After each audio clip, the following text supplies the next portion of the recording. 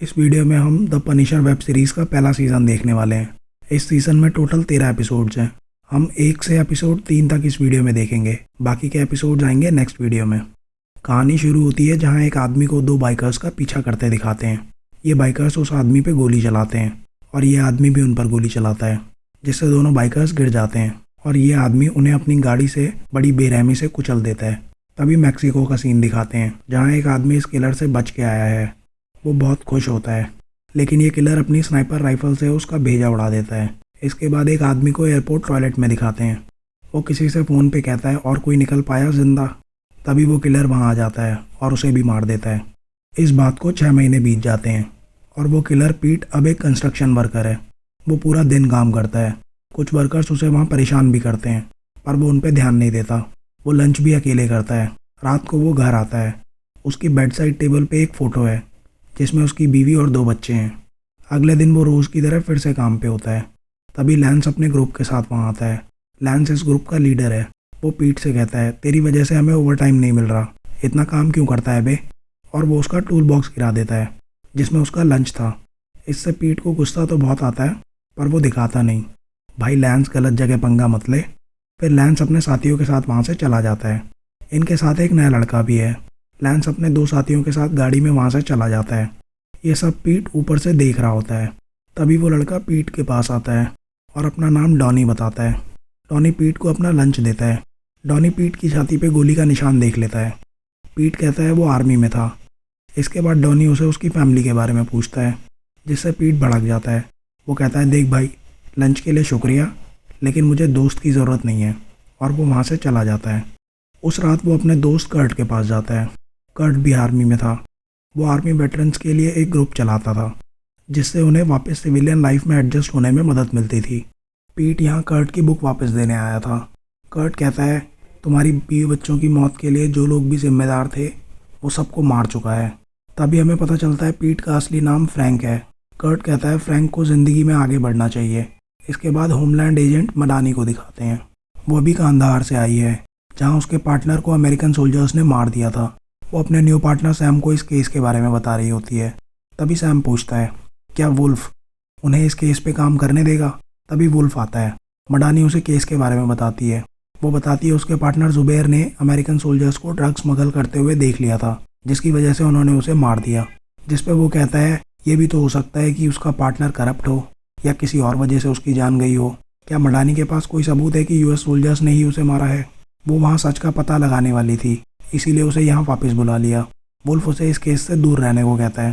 Sam मडानी से कहता है, वुल्फ के साथ मीटिंग तो बढ़िया रही, अब क्या करना है। मडानी उसे फ्रैंक की फाइल देती है। सैम फ्रैंक को द पनिशर नाम से बुलाता है और कहता है ये मर चुका है। मडानी कहती है, फ्रैंक मेजर स्कूनोवर की टीम में था और एक ही दिन दोनों की मौत हो गई, ये कोई इत्तेफाक नहीं हो सकता। वहीं दिखाते हैं लैंस अपने गैंग के साथ एक बार में होता है। डॉनी भी यहाँ उनके साथ है। डॉनी नशे में होता है। लैंस अपने एक साथी से कहता है उसे पैसों की ज़रूरत है, उसने न्यूची गैंग के पैसे देने हैं, वरना वो लोग उसे मार देंगे। उसका दोस्त कहता है वो अपने कज़न से बात करेगा, अगर कोई काम हुआ तो वो लैंस को बताएगा। फ्रैंक हर रात की तरह एक ही सपना देखता है, जिसमें वो अपनी बीवी को देखता था। अगले दिन लैंस का साथी उसे एक गेम के बारे में बताता है, जहाँ कोई भी हथियार के साथ नहीं आता। वहाँ बाहर बस एक गार्ड होता है। लैंस कहता है ये काम बहुत आसान है, तो इन्हें कोई लूटता क्यों नहीं। उसका दोस्त कहता है क्योंकि ये गेम न्यूची गैंग के लोग खेलते हैं। फ्रैंक वहीं बैठा होता है। वो इनकी बातें सुन लेता है। लैंस फ्रैंक को धमकाता है। वो कहता है अगर इसके बारे में किसी को भी बताया तो उसके लिए अच्छा नहीं होगा। भाई को पता नहीं है ये किसको धमका रहा है। तभी वहाँ लैंस के एक साथी को चोट लग जाती है। लैंस कहता है हमें ये काम कैंसिल करना होगा, उनको एक और आदमी की ज़रूरत है इस काम के लिए। लैंस डॉनी को इस काम के बारे में बताता है और डॉनी इस काम के लिए मान जाता है। उस रात लैंस सबके साथ वहाँ पहुँचता है जहाँ वो गेम हो रहा था।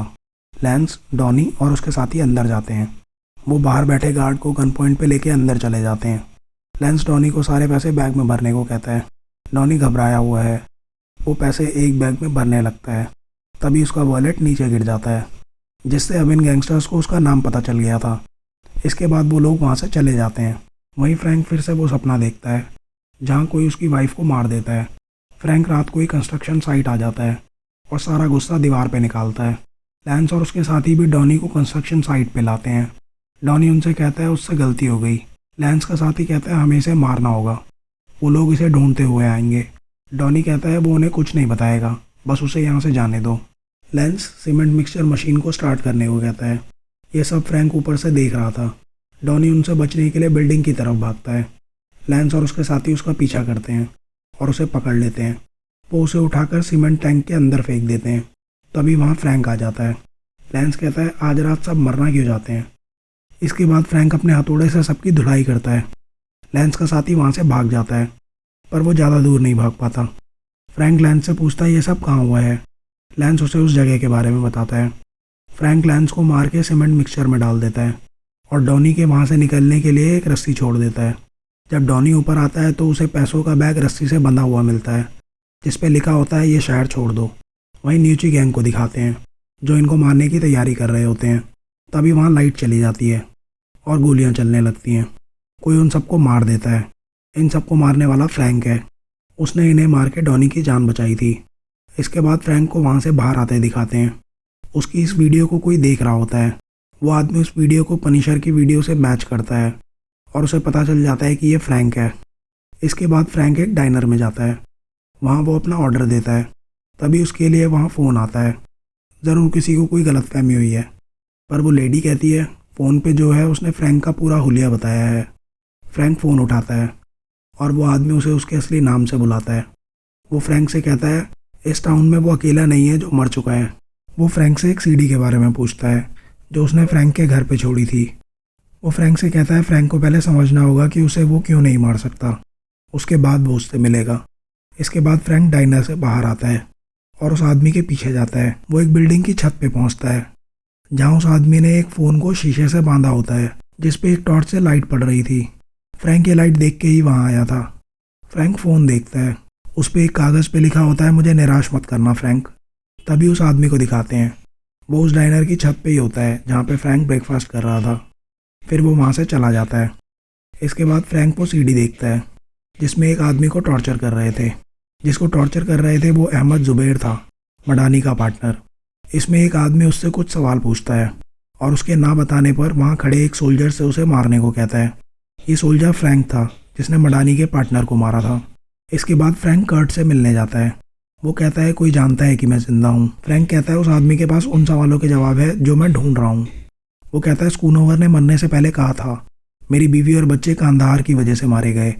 कर्ट पूछता है आखिर किया क्या था उसने कांदाहार में। फ्रैंक कहता है उनका ग्रुप CIA के लिए काम करता था। वो हाई लेवल टारगेट्स को पकड़ते, उनसे इन्फॉर्मेशन लेते और फिर उन्हें मार देते थे। वहीं सैम मडानी से पूछता है उसे ऐसा क्यों लगता है कि जुबैर को मारने वाले उन्हीं के लोग थे। वो सैम को कहती है कि किसी ने उसे एक वीडियो फाइल भेजी थी जिसमें उसे टॉर्चर कर रहे थे और फिर उन्होंने उसे मार दिया। वो कहती है वो वीडियो कांदाहार में किसी ने चुरा ली थी। फ्रैंक पूछता है क्या स्कूनोवर और फ्रैंक थे इस टेप में। मडानी कहती है उन सब ने मास्क पहने हुए थे। सैम कहता है लेकिन वो दोनों तो मर चुके हैं। मडानी कहती है तो वो टेप किसने चुराई। वो कहती है उस कमरे में कम से कम 7 आदमी थे, हमें बस उनका पता लगाना है। फिर वो बताती है फ्रैंक का एक दोस्त है बिली रूसो, वो दोनों एक ही यूनिट में थे और वो यहीं शहर में है। सैम कहता है वुल्फ तुम्हें उससे कभी बात नहीं करने देगा। मडानी वुल्फ को एक प्राइवेट कंपनी के थ्रू अपनी टीम की ट्रेनिंग के लिए मना लेती है। वहीं दूसरी तरफ दिखाते हैं कैरन को, जो कि एक लॉयर थी।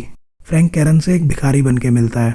कैरन और फ्रैंक एक दूसरे को जानते हैं और फ्रैंक उस पर पूरा भरोसा करता है। फ्रैंक को उससे कुछ बात करनी है। इसके बाद दोनों कैरन के घर आते हैं। वो कैरन को उस आदमी के बारे में बताता है जिसने वो सीडी भेजी थी। फ्रैंक कहता है मुझे तुम्हारी मदद चाहिए।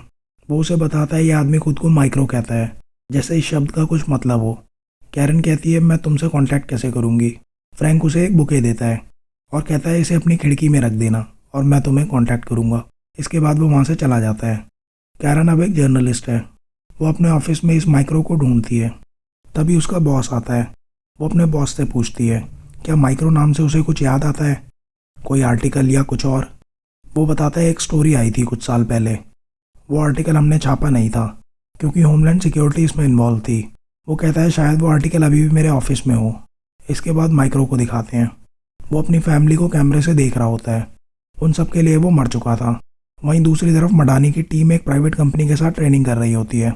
वहाँ मडानी बिली से मिलती है जो फ्रैंक के साथ आर्मी में था। ये कंपनी बिली की है। तभी वहाँ वुल्फ आ जाता है और मडानी से कहता है कांदाहार के बारे में कोई बात नहीं होगी। बिली मडानी से कहता है ऑफिस के बाद तो किसी बारे में भी बात कर सकते हैं। कैरन अपने अपार्टमेंट की खिड़की पे बुके रख देती है। इसके बाद फ्रैंक कैरन से मिलने आता है। कैरन पूछती है वो माइक्रो के साथ क्या करेगा, क्या वो उसे मार देगा। फ्रैंक कहता है वो मेरे पीछे आया है और वो जानता है मैं जिंदा हूँ। वो उसे बताती है एक इंटेलिजेंस ऑफिसर था जो कोवर्ट ऑपरेशंस की इन्फॉर्मेशन लीक करता पकड़ा गया था। वो खुद को माइक्रो कहता था। फ्रैंक पूछता है ये खबर किसी न्यूज़पेपर में क्यों नहीं है। कैरन कहती है होमलैंड एजेंट वुल्फ ने यह खबर छापने से रोक दिया था। कैरन उसे उसका असली नाम बताती है, डेविड ल्यूबरमैन। वो होमलैंड के हाथों मारा गया था। अगले दिन डेविड की वाइफ सारा घर आ रही थी, तभी फ्रैंक उसकी गाड़ी के सामने आ जाता है। डेविड ये सब देख रहा होता है। फ्रैंक के सर से खून निकल रहा होता है। सारा उसे घर में बुलाती है। डेविड को अब अपने परिवार की चिंता हो रही थी। वो गन लेता है और सीधा पहुंचता है अपने घर के बाहर। वो वहां बाहर से फ्रैंक को कॉल करता है, पर फ्रैंक ने फ़ोन से पहले ही सिम निकाल दिया होता है। जैसे ही वो गाड़ी से उतरता है तभी उसे फ्रैंक घर से बाहर आता दिखता है। इसके बाद डेविड वापस आ जाता है। फ्रैंक अपना हुलिया बदल के जहाँ वो रह रहा था वहाँ से निकल जाता है। वो अपनी चाल भी बदल लेता है ताकि डेविड उसे ढूंढ ना सके। वहीं डेविड फ्रैंक को ढूंढने की कोशिश कर रहा था, पर कोई फ़ायदा नहीं होता। वुल्फ अपने घर आता है। वहाँ फ्रैंक उसका इंतज़ार कर रहा होता है। दोनों के बीच लड़ाई होती है और लास्ट में फ्रैंक वुल्फ को एक चेयर पे बांध देता है। फ्रैंक बड़े प्यार से उससे डेविड के बारे में पूछता है। तभी वुल्फ अपने हाथ खोल लेता है और फ्रैंक की गन ले लेता है। जैसे ही वो उसका मास्क उतारता है वो फ्रैंक को देख के चौंक जाता है। वुल्फ कहता है तुम्हारी फैमिली को भी हमने ही मारा था, हमें लगा था तुमने डेविड को वो वीडियो भेजी थी। फ्रैंक कहता है बंदूक में गोली नहीं है बावले, और उसके बाद फ्रैंक उसे मार देता है। उधर बिली और मडानी एक बार में बैठे होते हैं। वो उससे पूछती है तुमने बताया नहीं तुम किस यूनिट में थे। बिली इस सवाल को टाल देता है। इसके बाद मडानी बिली की पूरी आर्मी हिस्ट्री बता देती है। वो कहता है मेरी फाइल पढ़ी है तुमने, क्या मैं सस्पेक्ट हूँ किसी केस में। मडानी उससे पूछती है तुमने फ्रैंक के साथ सर्व किया है। बिली कहता है हम दोनों अच्छे दोस्त थे। ये सुन के मडानी थोड़ा चौंक जाती है। बिली कहता है क्या हुआ, ये फाइल में नहीं था क्या। मडानी पूछती है क्या फ्रैंक वहाँ ड्रग्स में इन्वॉल्व था। बिली कहता है अगर वो फ्रैंक को जानती तो वो ये सवाल नहीं करती। तभी मडानी को एक मैसेज आता है और वो वहाँ से चली जाती है। वो वुल्फ के घर पहुँचती है। सैम कहता है वुल्फ के मरने के बाद मडानी एक्टिंग एजेंट इंचार्ज है। अगले दिन फ्रैंक फिर से उस डाइनर में ब्रेकफास्ट कर रहा होता है। तभी उसे डेविड का कॉल आता है। फ्रैंक पूछता है उसने उसे ढूंढा कैसे। डेविड कहता है मैं बस इंतज़ार कर रहा था कि कब तुम कुछ क्रिमिनल्स को मारोगे, और मैंने वहाँ के कैमरेज चेक किए। डेविड पूछता है तुम मेरे घर क्यों गए थे, जिस पर फ्रैंक कहता है अब मैं जैसा बोलता हूँ वैसा कर। उसके बाद वो डेविड को 20 मिनट का समय देता है और उसे एक ब्रिज के पास बुलाता है। उसके बाद वो डेविड को पूरा शहर घुमाता है। लास्ट में वो उसे एक कब्रिस्तान में बुलाता है। कर्ट उस पर नज़र रख रहा था कि वो अकेला है या नहीं। वो फ्रैंक को बताता है कि डेविड अकेला है। फ्रैंक डेविड को उसकी कब्र के पास बुलाता है जहाँ उसे कर्ट मिलता है। कर्ट उसे कहता है कि फ्रैंक को ढूंढना बंद करो, अगर तुमने ऐसा नहीं किया तो वो फिर से तुम्हारे घर जाएगा। इसके बाद वो वहाँ से चला जाता है और डेविड भी अपने अड्डे पे आ जाता है। डेविड को फ्रैंक की मदद चाहिए थी, पर अब वो परेशान है। तभी उसकी गाड़ी की डिग्गी में से फ्रैंक निकलता है और उसके सामने आ जाता है। फ्रैंक को देख के डेविड खुश हो जाता है, पर ज़्यादा देर के लिए नहीं। जब डेविड को होश आता है तो वो नंगा एक चेयर से बंधा होता है। वो फ्रैंक से कहता है इसकी ज़रूरत नहीं है, मैं सिर्फ तुमसे बात करना चाहता हूँ और ये जगह एकदम सेफ़ है। तभी एक अलार्म बजने लगता है। फ्रैंक पूछता है क्या है ये। डेविड कहता है यहाँ बॉम्ब्स लगे हैं और अगर 3 मिनट के अंदर मैंने उस कंप्यूटर में कोड नहीं डाला तो ये जगह तबाह हो जाएगी। फ्रैंक उससे पासवर्ड पूछता है। डेविड कहता है पासवर्ड मेरा रेटिना स्कैन है, पर फ्रैंक को लगता है वो झूठ बोल रहा है। डेविड कंप्यूटर के पास जाने की कोशिश करता है। इसके बाद फ्रैंक उसका एक हाथ खोल देता है और डेविड पासकोड एंटर करता है। फ्रैंक उसे बॉम्ब को डिसेबल करने को कहता है। डेविड कहता है वो ऐसा नहीं कर सकता। फ्रैंक डेविड को बताता है कि टॉर्चर कैसे किया जाता है। इसके बाद डेविड उसे सब कुछ बताता है। वो कहता है वो NSA में एक इंटेलिजेंस ऑफिसर था और वो अफगानिस्तान से आई इंटेलिजेंस पे काम कर रहा था। एक दिन उसके पास एक CD आई जिसमें वो वीडियो थी और उसने वो वीडियो होमलैंड एजेंट मडानी को भेजी थी। अगले दिन जब वो अपने परिवार के साथ जा रहा था तभी उसने देखा कुछ होमलैंड एजेंट्स उसकी तरफ आ रहे हैं। वो सारा और बच्चों को गाड़ी में रहने को कहता है और उन एजेंट से बचने की कोशिश करता है, पर वो एजेंट्स उसे पकड़ लेते हैं। उसे पकड़ने वाला वुल्फ था। तभी सारा भी वहाँ आ जाती है। वो सारा को वहाँ से जाने को कहता है। तभी वुल्फ उसे गोली मार देता है, पर मोबाइल फ़ोन की वजह से उसकी जान बच गई थी। वहाँ मडानी और सैम वुल्फ के केस पे काम कर रहे होते हैं। दूसरी तरफ कर्ट को दिखाते हैं। बिली उससे मिलने आता है। ये जगह जहाँ कर्ट आर्मी वेट्स की मदद करता है ये बिली की है। बिली उसे अपनी कंपनी में जॉब भी ऑफ़र करता है। पर कर्ट कहता है वो जहाँ है खुश है। वहाँ फ्रैंक डेविड को सोने नहीं देता। वो उससे पूछता है कौन उसे यहाँ बचाने आने वाला है। फ्रैंक को लगता है डेविड किसी के साथ मिलकर काम कर रहा है। डेविड कहता है मैं अभी तक जिंदा हूँ क्योंकि मैं इस काम में अच्छा हूँ। तभी फ्रैंक के आर्मी के दिन दिखाते हैं जहाँ CIA एजेंट ऑरेंज और मेजर स्कूनोवर उन्हें बताते हैं उनकी टीम एक कोवर्ट मिशन करेगी। उनका काम होगा हाई वैल्यू टारगेट्स को पकड़ना, उनसे इन्फॉर्मेशन लेना और उन्हें ख़त्म करना। वहीं दूसरी तरफ कर्ट आर्मी वेट्स के साथ होता है जहाँ एक लड़का लुइस जो पहले आर्मी में था उसे लगता है कि देश के कुछ लोग उनके राइट्स उनसे छीनना चाहते हैं। दूसरी तरफ वो अलार्म फिर से बजने लगता है। फ्रैंक कहता है यहाँ कोई बॉम्ब नहीं है, तुम झूठ बोल रहे हो। डेविड कहता है अच्छा आओ तुम्हें कुछ दिखाता हूँ। वो फ्रैंक को बताता है अगर उसने कोड नहीं डाला तो ये रिकॉर्डिंग सभी न्यूज़ चैनल के पास चली जाएगी और सबको पता चल जाएगा तुम जिंदा हो। डेविड कहता है मैंने सोचा था अगर वो कभी मुझे ढूंढ लेंगे तो कम से कम मेरे मर्डर की रिकॉर्डिंग दुनिया तक पहुंच जाएगी। फ्रैंक कहता है तुम्हारी उस डिस्क का क्या। डेविड कहता है मैं सिर्फ अपना काम कर रहा था। वो कहता है जुबैर एक अच्छा आदमी था, वो एक पिता था। डेविड को पता होता है कि फ्रैंक उस दिन वहीं मौजूद था जब जुबैर को टॉर्चर किया जा रहा था और उसे मारने वाला भी फ्रैंक ही था। वहीं कर्ट और बिली फ्रैंक की कब्र पे होते हैं। आज फ्रैंक का बर्थडे है। बिली को नहीं पता था कि फ्रैंक जिंदा है। एक बार फिर से अलार्म बजने लगता है। वो डेविड को कंप्यूटर के पास ले जाता है। डेविड कोड डालने के बाद फ्रैंक को बेहोशी का इंजेक्शन लगा देता है।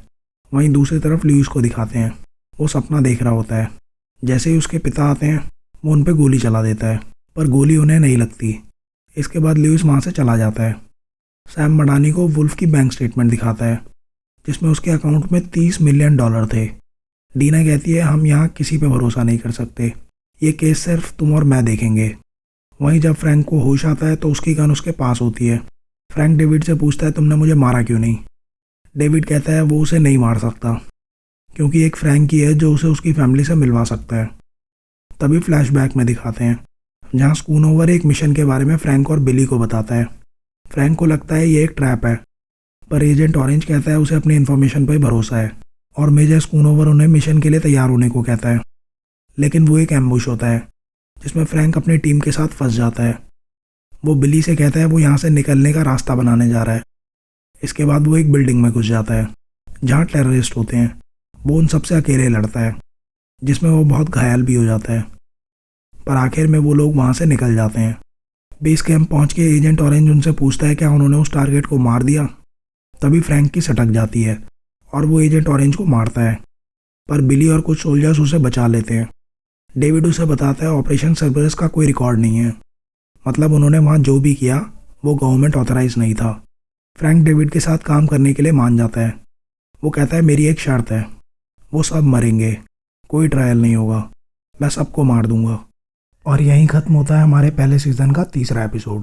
कैसी लगी अभी तक ये सीरीज़ आपको कमेंट्स में ज़रूर बताना। आगे के एपिसोड्स के साथ मिलते हैं नेक्स्ट वीडियो में।